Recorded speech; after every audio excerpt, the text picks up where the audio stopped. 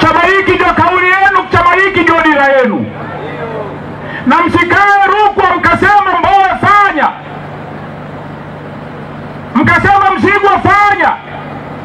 Lazima kila mmoja wetu ajiulize anakuwa vipi balozi wa kuleta mabadiliko katika nchi yetu. Tunahitaji sauti ya pamoja, tunahitaji kushikana bega pamoja. Kila mmoja ajiulize yeye kwenye mtaa wake amefanya nini kuwa balozi wa mabadiliko katika nchi yetu. Sio mnasema Mbowe njoo tukomboe baba, Mbowe tuvushe. Ni wavushe wapi? Ninyi mnivushe na mimi niwavushe na wenzetu tuvushane. Sisi wote tujenge chama chetu. Ndugu zangu wananchi wa Rukwa, nazungumza nikitambua kwamba nazungumza na Watanzania wote na hata wasio wa Tanzania. Lazima tujiulize kwa makini, ni kwa nini bado nchi yetu ni masikini?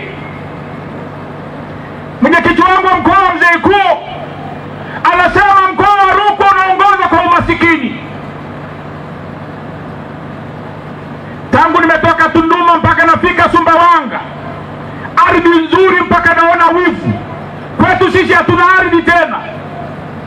Mkoa wenu una maji, mkoa una ardhi bora, una mifumo mizuri ya mvua. Eti unaitwa ni mkoa wa kimasikini kweli? Tuna kazi ya kwenda kukijenga chama hiki kifike kwenye vitongoji vyote 1400 vya Rukwa, na tutakisambaza Tanzania nzima. Chama hiki leo hawawezi tena kusema ni chama cha kikabila, kwa sababu chama hiki kina makabila yote, chama hiki kina dini zote na imani zote. Sisi tunaliunganisha taifa kuliko chama kingine chochote kile, na wanatambua hilo. Kwa hiyo miongoni mwenu mpo madiwani, miongoni mwenu wako watu wazuri wa kuwa viongozi wa kesho. Tunataka chama hiki kila mmoja wenu akahakikishe na kadi ya chama. Tumeanzisha mfumo wa kidijitali ndani ya chama chetu.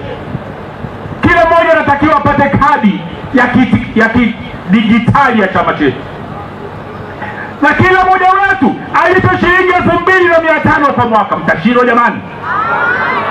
Ili chama hiki kikajenge manyumba ya ofisi, chama hiki kikalipe watendaji wake, chama hiki kikaweze kuwa chama kinachojiandaa kushika dola. Lazima kiwe chama imara chenye watendaji makini na watendaji imara.